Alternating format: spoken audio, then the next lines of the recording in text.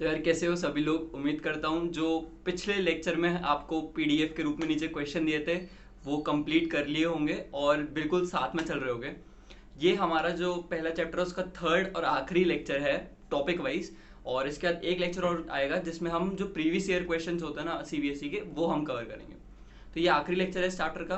अच्छे से ध्यान देना चीज़ों को। पिछले लेक्चर में हमने फंडामेंटल थ्योरम ऑफ अर्थमेटिक पढ़ी थी, ठीक है। और उसके हमने दो एप्लीकेशन देखे थे, क्या एचसीएफ और एलसीएम निकालने में, कि उसकी मदद से हम एचसीएफ और एलसीएम कैसे फटाफट निकाल सकते हैं। आज हम फंडामेंटल थ्योरम ऑफ अर्थमेटिक का दो और एप्लीकेशन देखेंगे और वो इस चैप्टर के आखिरी दो एप्लीकेशन है और उन्हीं के साथ में ये टॉपिक और ये चैप्टर खत्म होता है, ठीक है।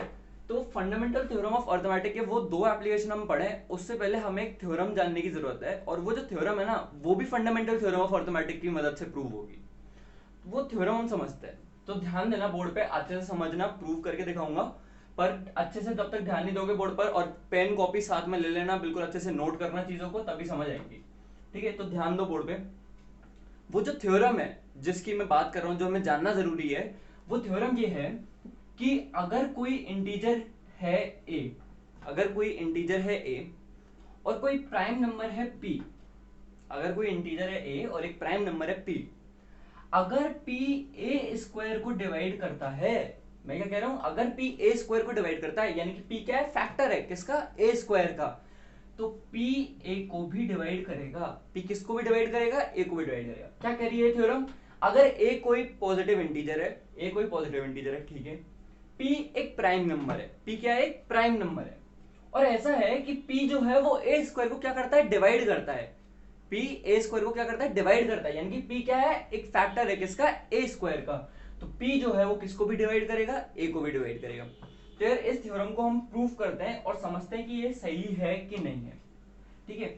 तो देखो, हमने फंडामेंटल थ्योरम ऑफ अर्थमेटिक, यानी कि अगर हम इसे शॉर्ट फॉर्म में बोले तो फटोआ, ठीक है। तो फटोआ की मदद से हमने ये समझा था पिछले लेक्चर में कि कोई भी नंबर, कोई भी पॉजिटिव इंटीजर जो है, कोई भी इंटीजर जो है, कॉम्पोजिट नंबर जो है, उसको हम फैक्टर्स के रूप में लिख सकते हैं, प्राइम फैक्टराइजेशन कर सकते हैं हम उसका। तो हमने ऐसा कहा कि जो नंबर था ए, जो हमें नंबर दिया गया था ए, उसका प्राइम फैक्टराइजेशन जब हमने करा, हमने फंडामेंटल थ्योरम ऑफ अर्थमेटिक का यूज करते हुए जब उसका प्राइम फैक्टराइजेशन करा, तो वो प्राइम फैक्टराइजेशन निकल के आया P1 into P2 into P3, P है ये, B नहीं है, P3 से लेकर Pn, ठीक है।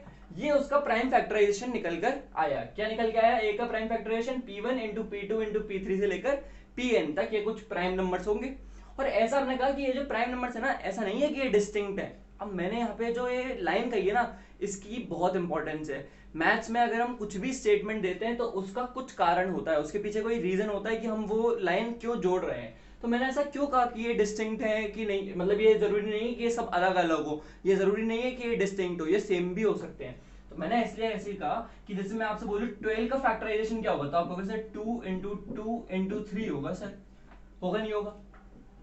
अब इसमें अगर मैं कह देता कि ये सारे डिस्टिंक्ट हैं तो इन सबको अलग अलग होना पड़ता, पर हमें क्या पता ए का फैक्टराइजेशन क्या है, हो सकता है उसमें 2 3 बार आ रहा हो, 2 जो है वो 2 बार आ रहा हो, 3 3 बार आ रहा हो। तो ये जो नंबर्स हैं वो क्या हो सकता है, आपस में इक्वल भी हो सकते हैं, हो सकता है P1 P2 बराबर हो सकता है P3 Pn बराबर हो सकता है P4 P7 बराबर हो। तो हमें पता नहीं है कि उसका फैक्टराइजेशन क्या होगा, हमें बस ये पता है जो भी नंबर होंगे ना, ये सारे क्या होंगे, प्राइम नंबर्स होंगे, क्योंकि हम क्या कर रहे हैं, ए का प्राइम फैक्टराइजेशन कर रहे हैं।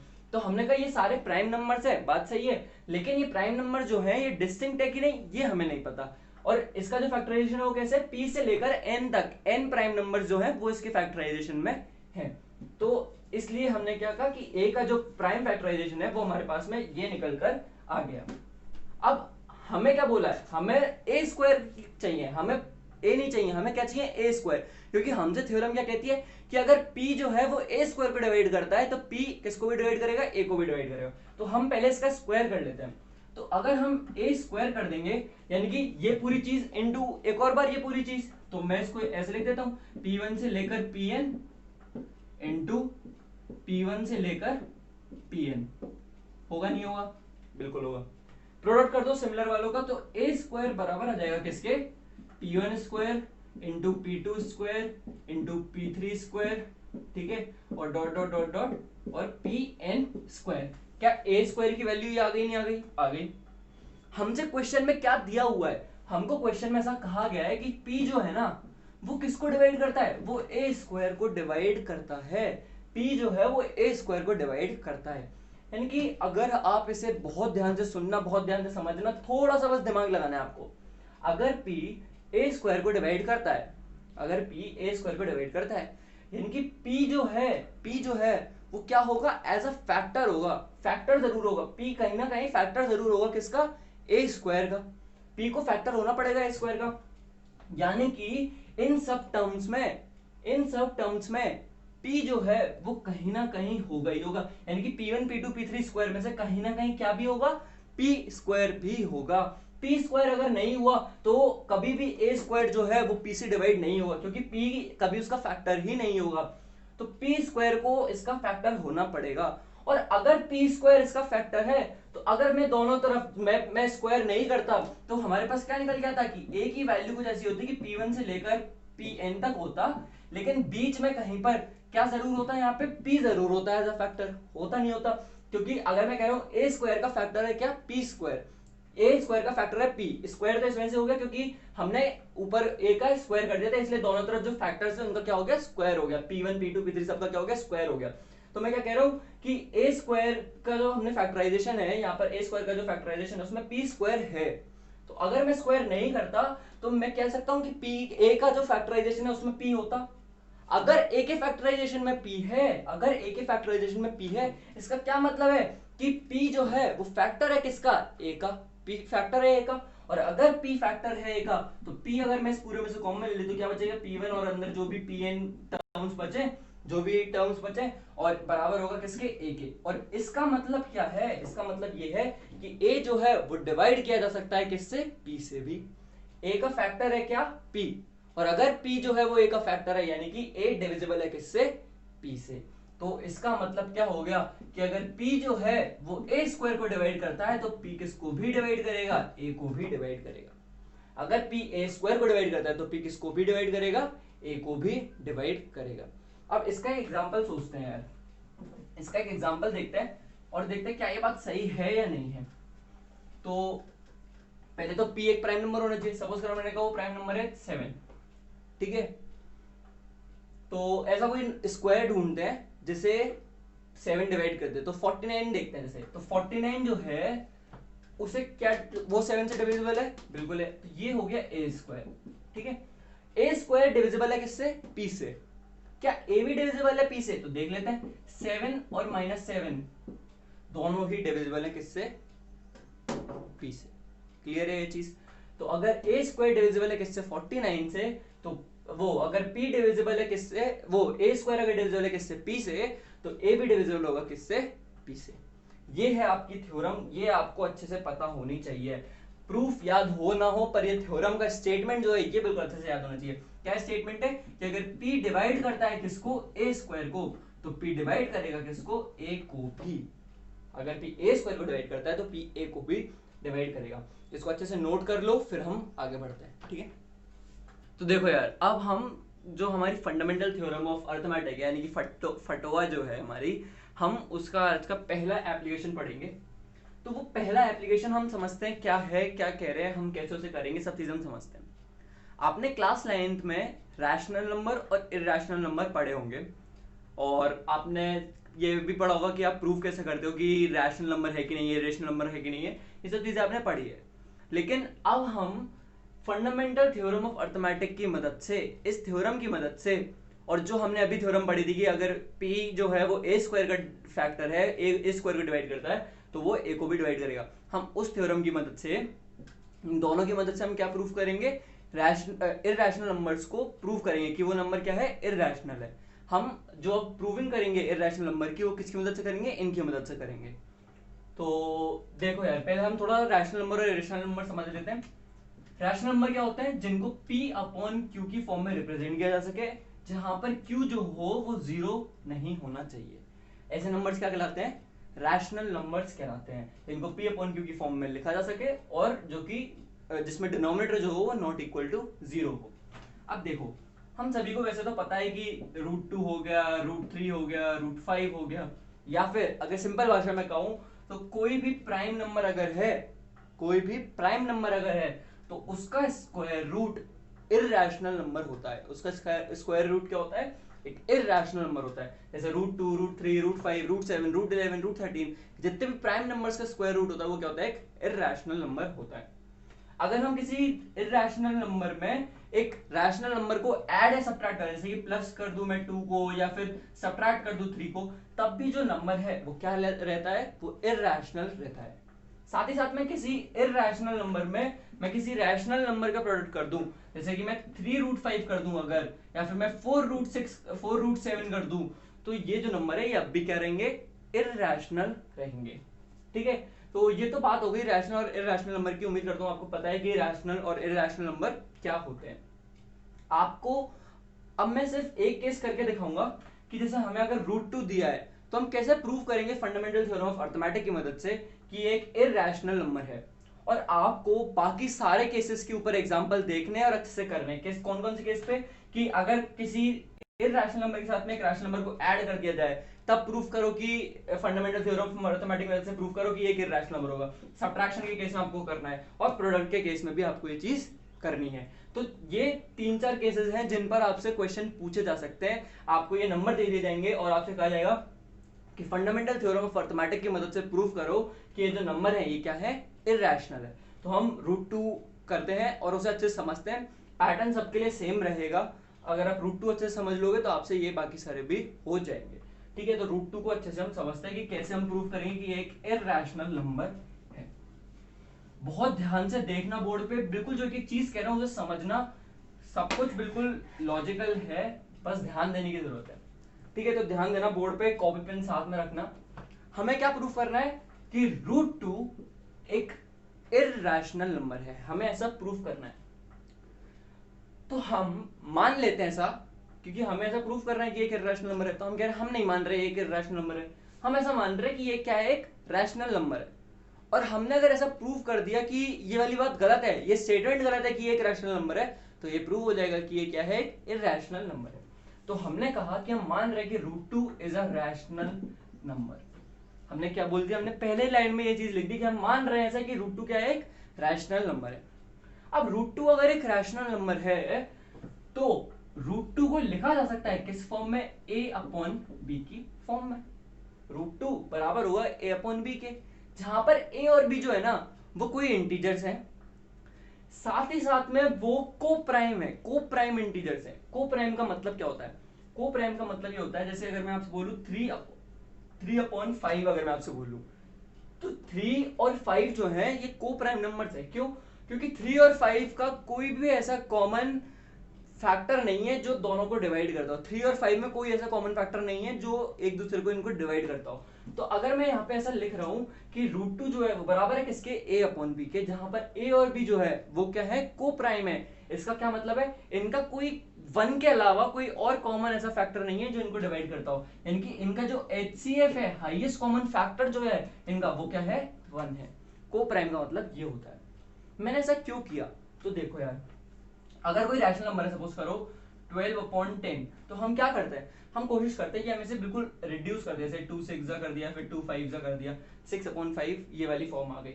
अब 6 और 5 में अगर मैं आपको बोलूं कि जो है कि इनका ये दोनों जो नंबर हैं इनका कॉमन फैक्टर क्या है? ये कॉमन फैक्टर क्या है? तो इनका जो कॉमन फैक्टर है ना वो क्या है? 1 है। 1 के अलावा ये किसी और नंबर से क्या नहीं होते?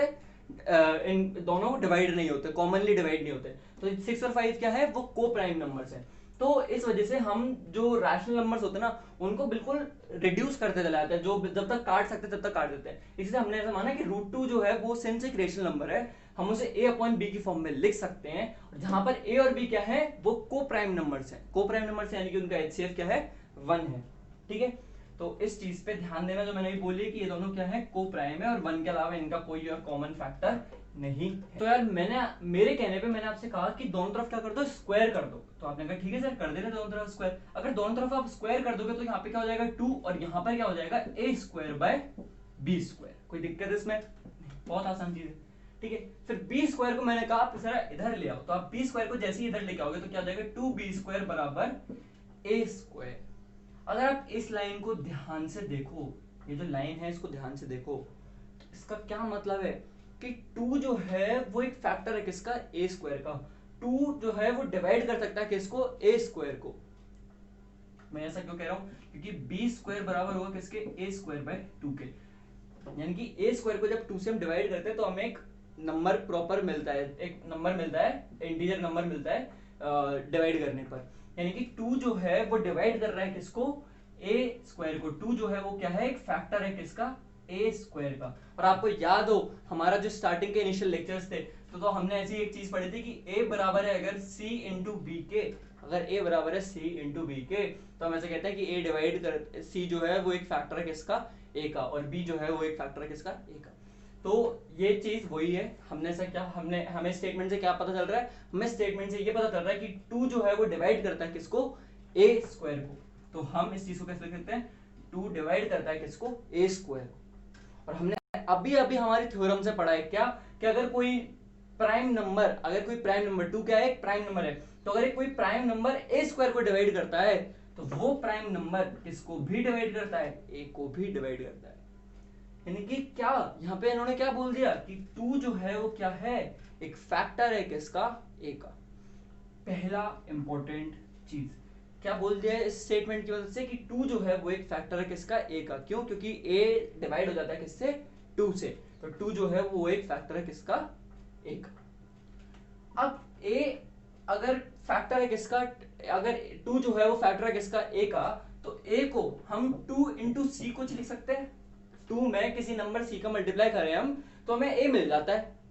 बिल्कुल सही बात है, क्योंकि 2 क्या है, एक फैक्टर है ए का। तो अगर 2 एक फैक्टर है ए का तो 2 में किसी नंबर सी का मल्टीप्लाई करने पर हमें क्या मिल जाएगा, ए मिल जाएगा। क्या मैं ये चीज लिख सकता हूं या नहीं लिख सकता हूं, इस पे जरा ध्यान दीजिए।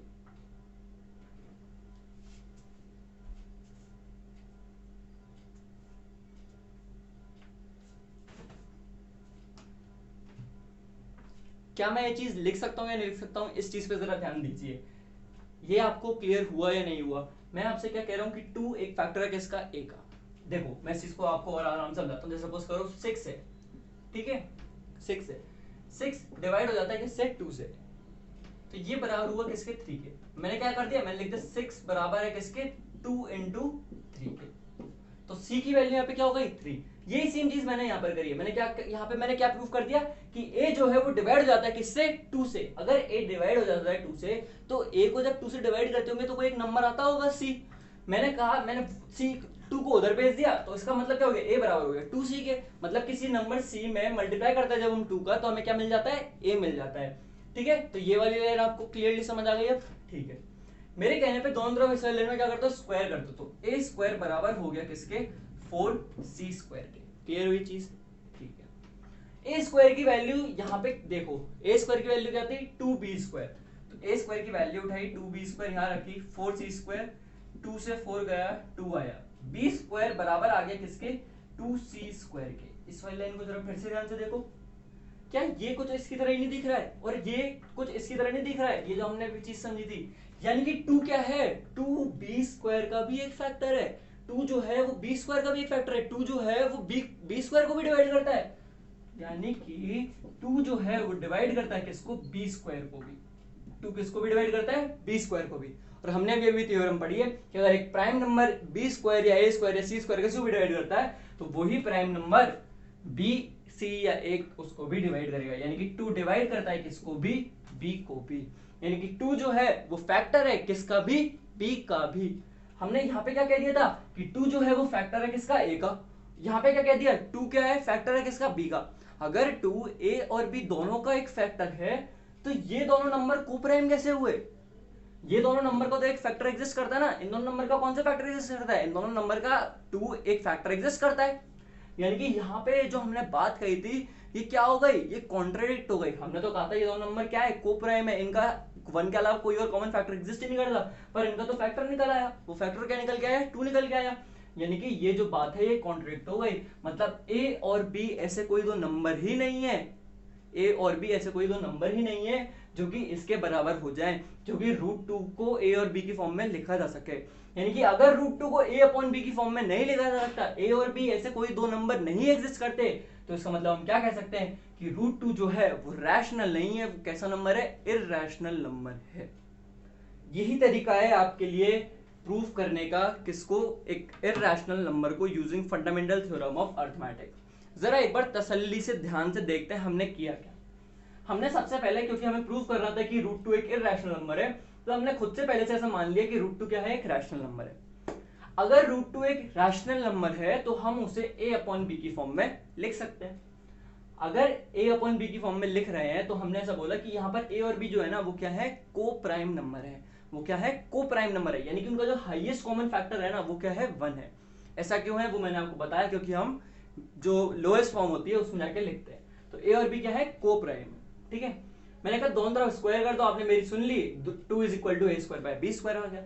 फिर मैंने कहा बी स्क्वायर को जरा इधर ले आओ, तो आपने मेरे कहने पर जो बी स्क्वायर है कहां गया, बी स्क्वायर को इधर ले आया। 2b स्क्वायर बराबर हो गया किसके, ए स्क्वायर के। हमने जैसे ये वाली लाइन देखी हमें दिख गया यार 2 जो है वो फैक्टर है किसका, ए स्क्वायर का। 2 जो है वो डिवाइड करता है किसको, ए स्क्वायर को। तो अगर 2 डिवाइड करता है ए स्क्वायर को, तो हमने अभी हमारी एक थ्योरम पढ़ी थी, उसकी मदद से हम कह सकते हैं कि 2 डिवाइड करेगा किसको भी, ए को भी। ये है हमारी पहली अचीवमेंट, जिसमें हमने क्या साबित कर दिया कि ए का जो एक फैक्टर है वो क्या है, 2 है। ठीक है, अगर 2 डिवाइड करता है a को, तो जब a अपॉन 2 करते होंगे तो एक नंबर आता होगा c। हमने 2 को उधर भेज दिया, 2 इंटू सी बराबर हो गया किसके, a के। तो हमने वही चीज लिख दिया यहाँ पे, 2 इंटू सी बराबर हो गया किसके, a के। मैंने कहा आप दोनों तरफ जरा स्क्वायर कर दो, आपने मेरी सुन ली, दोनों तरफ स्क्वायर कर दिया, a स्क्वायर बराबर आ गया किसके, 4c स्क्वायर के। हमने देखा यार यहाँ पे तो a स्क्वायर है, a स्क्वायर की वैल्यू हमें पता थी, a स्क्वायर की वैल्यू थी 2b स्क्वायर, तो 2b स्क्वायर उठा के रख दी। जैसे ही सॉल्व किया तो b स्क्वायर बराबर आ गया किसके, 2c स्क्वायर के। हम फिर अचंभे में रह गए, हमने कहा ये तो वही वाली लाइन आ गई, इस लाइन का तो हमें मतलब पता है। इस लाइन का मतलब तो ये है कि जो 2 है वो क्या है, फैक्टर है किसका, बी स्क्वायर का। यानी कि 2 जो है वो डिवाइड करता है किसको, बी स्क्वायर को। और अगर 2 डिवाइड करता है बी स्क्वायर को, तो 2 डिवाइड करेगा किसको भी, बी को भी। क्यों, हमने अभी भी ये थ्योरम पढ़ी थी। यानी कि 2 जो है वो फैक्टर है किसका भी, बी का भी और ए का भी। लेकिन ये बात तो हमारी जो हमने इनिशियल बात कही थी उसको कॉन्ट्रडिक्ट कर गई। हमने शुरुआत में कहा था ए और बी क्या है, को प्राइम नंबर है, यानी कि इनका 1 के अलावा कोई और कॉमन फैक्टर है ही नहीं। लेकिन हमने क्या प्रूव कर दिया कि ए और बी का एक कॉमन फैक्टर एग्जिस्ट करता है, और वो फैक्टर क्या है, वो 2 है। यानी कि ऐसे कोई ए और बी एग्जिस्ट ही नहीं कर सकते जो कि रूट 2 के बराबर हो, ए अपॉन बी जो कि इस तरीके, इस वाली कंडीशन को सेटिस्फाई करें। ऐसे कोई दो ए और बी एग्जिस्ट ही नहीं कर सकते। और अगर ऐसे कोई दो ए और बी एग्जिस्ट नहीं कर सकते, अगर रूट 2 को पी अपॉन क्यू की फॉर्म में नहीं लिखा जा सकता, यानी कि वो नंबर क्या नहीं है, रैशनल नहीं है। यानी कि जो हमने स्टार्टिंग में ये माना था कि रूट 2 एक रैशनल नंबर है, ये चीज क्या हो गई, कॉन्ट्रडिक्ट हो गई। रूट 2 क्या है, एक इररैशनल नंबर है, हमने प्रूफ कर दिया। इसी तरीके से आपको रूट 3 दे देंगे, रूट 5 दे देंगे, रूट 7 दे देंगे, सेम प्रोसेस रहेगा हर क्वेश्चन में। क्या रहेगा, सेम प्रोसेस रहेगा। अब आप पूछोगे सर वो दे दिया अगर रूट 2 प्लस 3, रूट 2 माइनस 3, तो अब हम क्या करेंगे, तो आप क्या करोगे, रूट 2 प्लस 3 को ए अपॉन बी मानोगे, प्लस 3 को इधर ले आओगे, या माइनस 3 हो तो माइनस 3 जो भी होगा यहाँ पे प्लस में उसको इधर ले आओगे, यहाँ पर एलसीएम वेलसीएम लेके रख लोगे। राइट, एक तरफ क्या रख लोगे, बस एक रूट 2, रूट 5, रूट 6 जो भी यहाँ पे बचा बस उसे एक तरफ रखना है। फिर आप इस पूरे सवाल को साइड उठा के रख दोगे। अब पहले क्या प्रूफ करोगे कि रूट 2 जो है वो क्या है, एक इररेशनल नंबर है। रूट 3, रूट 5 जो भी आपको दिया है आप प्रूफ करोगे वो नंबर क्या है, एक इररेशनल नंबर है। फिर आप कहोगे राइट में पी अपॉन क्यू की फॉर्म में एक रैशनल नंबर लिखा है, लेफ्ट में एक इररेशनल नंबर है। एलएचएस आरएचएस को कॉन्ट्रडिक्ट कर रही है, लेफ्ट में एक इररेशनल नंबर है, राइट में एक रैशनल नंबर है। ऐसा हो नहीं सकता। यानी कि जो इनिशियल नंबर था हमारा रूट 2 प्लस फलाना कुछ या रूट 3 फलाना कुछ, वो क्या है, एक इररेशनल नंबर है। आप एग्जांपल करोगे इस पैटर्न से रिलेटेड तो आपको और अच्छी चीजें समझ आएंगी, पर जो पैटर्न रहेगा सॉल्व करने का वो यही रहेगा। आपको बस कॉन्ट्रडिक्ट करवाना है, आपको बस किसी भी तरीके से करना है, कॉन्ट्रडिक्ट करना है इस फैक्ट को कि ए अपॉन बी ऐसे कोई एग्जिस्ट नहीं करते हैं। क्लियर है ये चीज, तो इसे अच्छे से नोट करो, फिर हम आगे बढ़ते हैं। यार इस चैप्टर में बस एक आखिरी एप्लीकेशन बचा है फंडामेंटल थ्योरम ऑफ अर्थमेटिक का, जो कि बहुत आसान है, कोई रॉकेट साइंस नहीं है। मैं आपको सीधा सीधा लॉजिक बता रहा हूँ, उस टाइप के क्वेश्चन को सॉल्व कैसे करना होता है, बहुत आसान है, कुछ भी नहीं है, जरा ध्यान देना बोर्ड पे, ठीक है। आपको क्या करेंगे, आपको आपने क्लास 9th में जो है आपने पढ़ा होगा कि कोई भी एक रैशनल नंबर होता है ना, उसका जो डेसिमल एक्सपेंशन होता है वो या तो टर्मिनेटिंग होता है या नॉन टर्मिनेटिंग रिपीटिंग होता है। मैं क्या कहना चाह रहा हूँ मैं आपको बताता हूँ। जैसे कि 7/8 ले लो आप, ठीक है, क्या ये एक रैशनल नंबर है पी अपॉन क्यू फॉर्म में, जहाँ पे क्यू क्या है, 0 नहीं।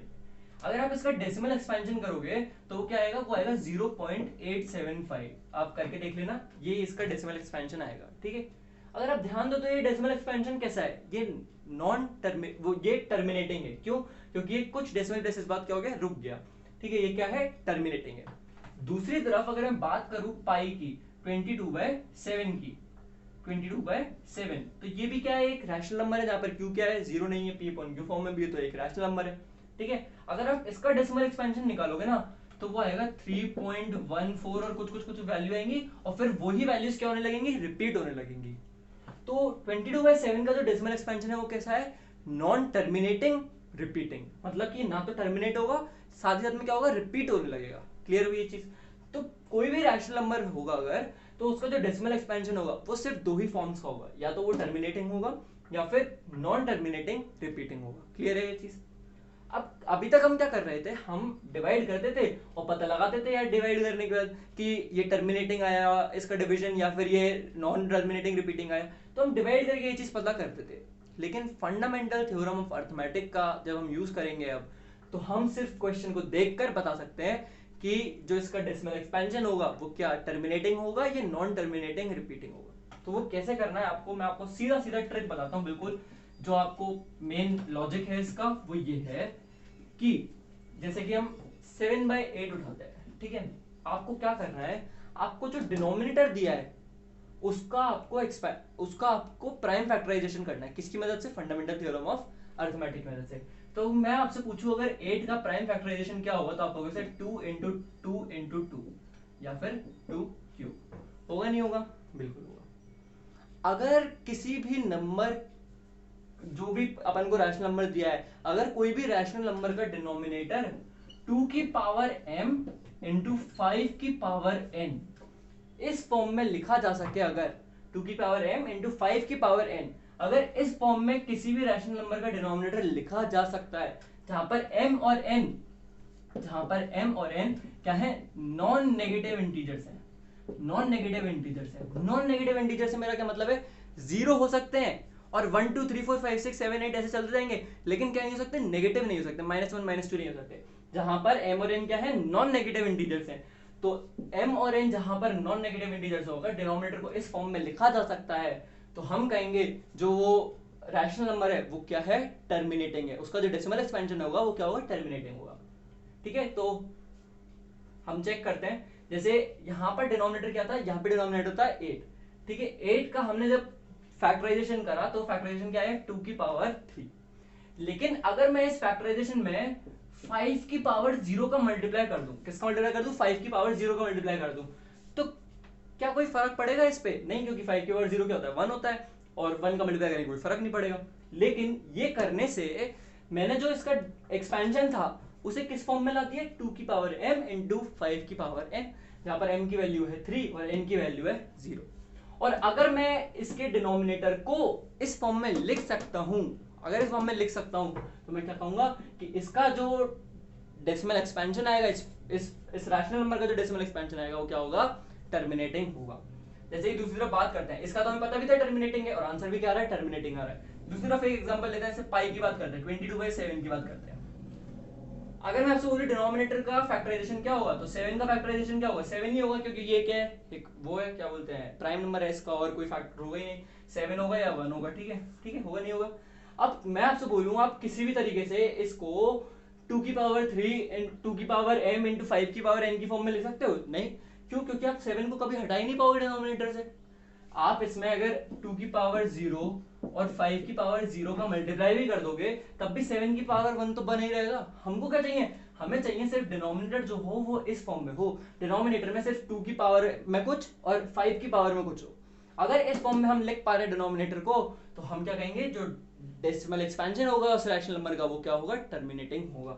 यानी कि इस केस में जो डेसिमल एक्सपेंशन होगा वो क्या नहीं होगा, वो टर्मिनेटिंग नहीं होगा। मैं कुछ और एग्जांपल्स आपको कराता हूँ, ठीक है। तो आर.डी. शर्मा है मेरे पास में, हम कुछ और एग्जांपल्स देखते हैं। सिर्फ आपके पास इस एक्सरसाइज में यही पूछा गया है कि टर्मिनेटिंग नॉन टर्मिनेटिंग बताना है। तो जैसे आपके पास दिया हुआ है 23/8, तो 8 का हमें पता, हमने अभी भी देखा था, 8 का एक्सपेंशन ये होता है, उसमें हम 5 की पावर 0 का मल्टीप्लाई कर देंगे, तो हम 2 की पावर m इंटू 5 की पावर n के फॉर्म में लिख सकते हैं उसे। अगर इसको लिखा जा सकता है 2 की पावर m और 5 की पावर n की फॉर्म में, यानी कि इसका जो डेसिमल एक्सपेंशन होगा वो क्या होगा, टर्मिनेटिंग होगा। एक और एग्जांपल की बात करते हैं, 125/441 दिया है, 125/441 दिया है, ठीक है। तो आप क्या करोगे, 441 का अगर आप वो निकालोगे डेसिमल एक्सपेंशन, 441 का डेसिमल एक्सपेंशन निकालते हैं हम, तो 7 6 42, 7 3 21, ठीक है, 7 9 63 और 3 और 3, ठीक है। तो क्या आया 441 का 7 स्क्वायर इंटू 3 स्क्वायर, ठीक है। क्या किसी भी तरीके से आप इसको 2 की पावर m और 5 की पावर n में लिख सकते हो? नहीं, क्यों? अगर आप इसमें 2 की पावर 0 और 5 की पावर 0 को मल्टीप्लाई भी कर दोगे तब तक ये चीज तो बनी रहेगी।